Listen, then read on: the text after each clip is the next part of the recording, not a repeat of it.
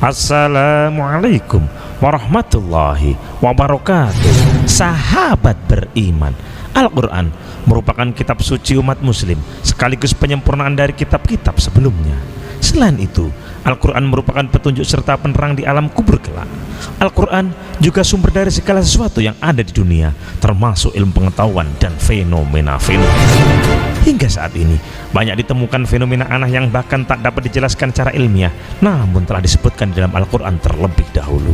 Sejumlah fenomena alam semesta yang belakangan baru diketahui ilmuwan ternyata sudah tertulis di dalam kitab suci Al-Quran, kitab suci yang diwahyukan kepada Nabi Muhammad SAW kurang lebih 14 abad yang lalu. Hal ini membuktikan bahwa Al-Quran bukan karangan manusia, melainkan firman Allah yang sebenarnya tak diragukan lagi. Perkembangan ilmu pengetahuan semakin membuktikan kebenaran Al-Quran. Maka kita sebagai muslim harus yakin dengan Al-Quran. Kehadiran Al-Quran seringkali hanya kita lantumkan dengan indah, namun juga perlu bagaimana menyelami Al-Quran sampai mengkajinya, mendalaminya sesuai dengan keilmuan masing-masing. Ternyata ada fenomena alam yang sekarang terjadi, dan itu semua sudah tertulis dalam Al-Quran. Fenomena alam apa saja yang sudah tertulis dalam Al-Quran? Ikuti selengkapnya di video berikut ini. Sebelumnya, tekan tombol subscribe dan nyalakan loncengnya. Bagikan video ini ke teman dan keluarga kalian, karena sebaik-baik kalian adalah orang yang mempelajari Al-Quran kemudian mengajarkannya kepada orang lain. Satu lagi, simak video ini sampai selesai biar nggak salah paham. Berikut ini 7 fenomena alam yang tercantum di dalam Al-Quran. 2 laut yang bertemu namun airnya tidak menyatu. Di dalam Al-Quran telah dijelaskan bahwa ada 2 laut yang saling bertemu namun keduanya tidak menyatu. Ini terjadi di Selat Gibraltar yang menghubungkan lautan Mediterania dan Samudra Atlantik. Para ilmuwan menjelaskan fenomena tersebut terjadi karena air laut dari Samudra Atlantik dan dari Laut Mediterania memiliki karakteristik yang berbeda dilihat dari suhu air, kadar garam, dan kerapatannya. Bertemunya 2 lautan ini dijelaskan dalam Al-Quran dalam surah Ar-Rahman ayat 19 sampai ayat 20, yang artinya dia membiarkan 2 lautan mengalir yang keduanya kemudian bertemu. Antara keduanya ada batas yang tidak dilampaui masing-masing. Al-Quran surat Ar-Rahman ayat 19 sampai ayat 20.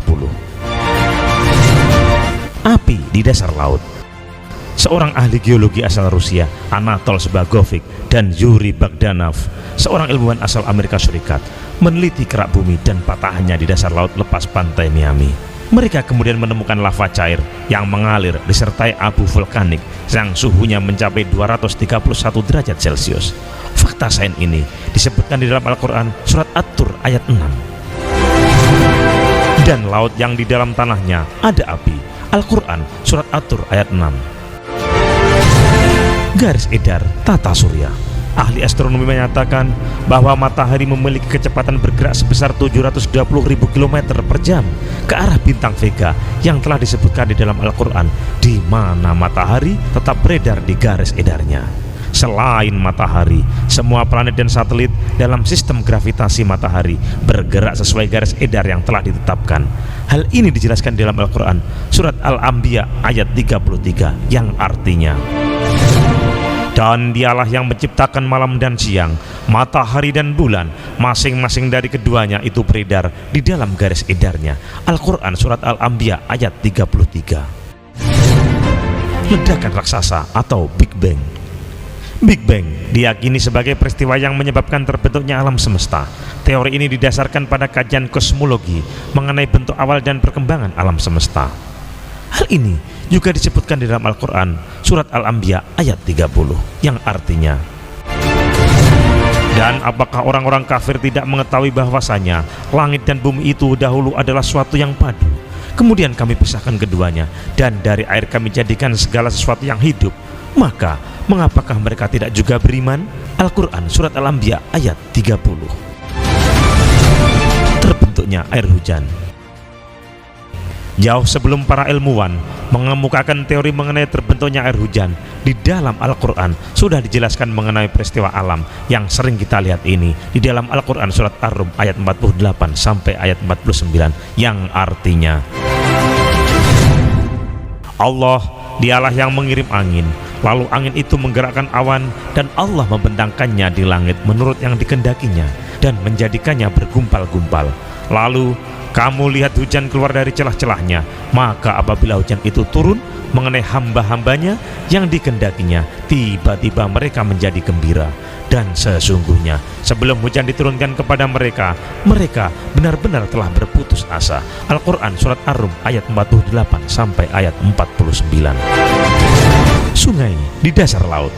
Fenomena sungai di dasar laut ditemukan oleh ilmuwan asal Prancis Jacques Yves Cousteau. Para ahli menyebut fenomena sungai di dasar laut sebagai lapisan hidrogen sulfida karena air yang mengalir di sungai dasar laut ini memiliki rasa air tawar. Selain itu, sungai dasar laut ini ditumbuhi daun-daun dan pohon-pohon. Di dalam Al-Quran Surat Al-Furqan ayat 53, Allah Subhanahu wa Ta'ala menjelaskan fenomena ini yang artinya, dan dialah Allah yang membiarkan dua laut mengalir berdampingan, yang satu tawar dan segar dan yang lainnya asin. Dia jadikan antara keduanya dinding dan batas yang tidak tembus. Al-Quran Surat Al-Furqan ayat 53. Sidik jari manusia. Sebelum ditemukan pada akhir abad 19, mayoritas orang menganggap sidik jari sekedar lengkungan pada jari tanpa arti. Faktanya, sidik jari manusia diciptakan berbeda-beda sebagai tanda pengenal mereka. Bahkan, mereka yang terlahir kembar identik pun memiliki pola sidik jari yang berbeda. Penelitian yang dilakukan oleh Sir Francis Gould akhirnya membuat sidik jari menjadi metode ilmiah identifikasi pada tahun 1880. Kesempurnaan jari manusia ini dijelaskan di dalam Al-Quran Surat Al-Qiyamah ayat 3 yang membahas rekonstruksi jemari manusia, yang artinya, apakah manusia mengira bahwa kami tidak akan mengumpulkan kembali tulang belulangnya? Bukan demikian. Sebenarnya kami kuasa menyusun kembali jari jemarinya dengan sempurna. Al-Quran Surat Al-Qiyamah ayat 3. Tentu saja masih banyak fakta sains dan ilmu pengetahuan yang bahkan belum kita ketahui, namun sudah dijelaskan di dalam Al-Quran. Hal itu membuktikan betapa terbatasnya ilmu manusia, sedangkan ilmu Allah Subhanahu wa Ta'ala meliputi segala sesuatu dan tidak terbatas. Wallahu a'lam bishawab. Semoga bermanfaat. Wallahul muwaffiq ila aqwamit thoriq. Wassalamualaikum warahmatullahi wabarakatuh.